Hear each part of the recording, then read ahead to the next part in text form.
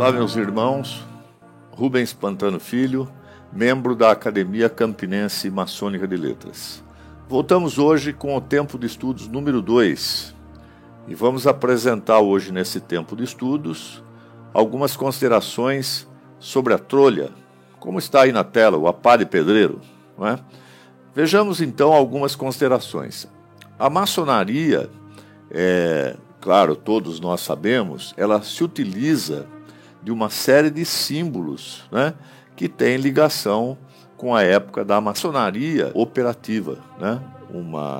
Eram os instrumentos utilizados na edificação, na construção civil. E assim é a pá de pedreiro, né? Vamos pensar um pouquinho, para que serve a pá de pedreiro? Vamos dar uma olhadinha aqui na tela, né? Então veja que a trolha ou a colher de pedreiro é uma ferramenta do ofício da construção que é utilizada para separar, para transportar, para projetar ou colocar argamassa nas superfícies, né?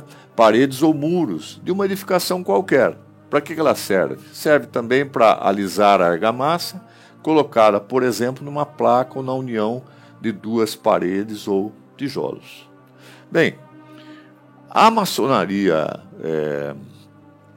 operativa, obviamente, os pedreiros utilizavam esses materiais, né, esses instrumentos.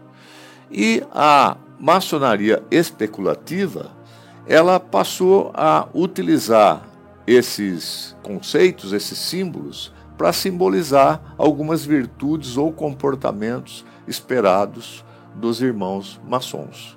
Que seria, então, a trolha para nós? Então, a trolha, para nós, tal como a ferramenta operativa que alisa superfícies, para o maçom, a trolha deve ser utilizada como um instrumento de concórdia, de conciliação, para alisar, para regularizar, para aplainar as diferenças ou conflito entre os irmãos. Bom, sabemos que a nossa ordem, claro, não é um paraíso. Somos humanos, estamos nela justamente para nos aperfeiçoarmos, né, para aparar as nossas arestas. E observe, assim como ocorre com irmãos biológicos, né, que têm laços fortes entre si de solidariedade, de amor, mas que eventualmente têm algumas divergências e nem por isso devem deixar essas diferenças superarem o amor fraternal que tem um pelo outro. Da mesma forma, deve ocorrer com nós, maçons, em loja. Nós também, eventualmente, temos as nossas diferenças, as formas de pensar e, às vezes, até alguns desentendimentos, e a trolha simboliza isso, então. Quer dizer, nós devemos utilizá-la para aplainar, para tirar os nossos defeitos. E observem também aqui na tela, que é muito importante, nós com ela, com a trolha, espalhamos então a massa do perdão, do esquecimento, né, de injúrias ou agravos, em prol da harmonia da construção. Que construção? Da nossa própria construção, né?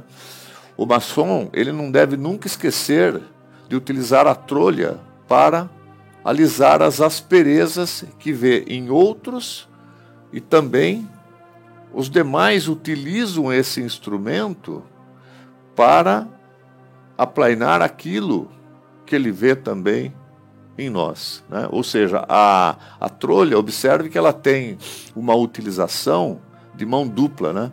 Todos os irmãos devem utilizar, né, para aparar suas próprias asperezas e também para aplainar aquelas que eles enxergam nos outros irmãos de ordem. Observe que manejar a trolha simbólica não é fácil. Exige treino, exige habituação, exige bom senso. Só progressivamente aquele que entra na maçonaria se habitua a manejar esta ferramenta simbólica.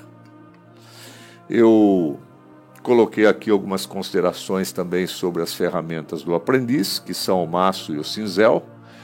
Com esses dois instrumentos, também típico dos construtores, nós desbastamos a pedra bruta, né, corrigindo né, tirando as suas asperezas e dando então uma forma adequada para a construção do grande templo da harmonia universal. Em seguida, o companheiro ele vai utilizar o quê? O prumo, o nível e o esquadro, com o qual então ele pega essa pedra já aparelhada e vai colocar no lugar correto.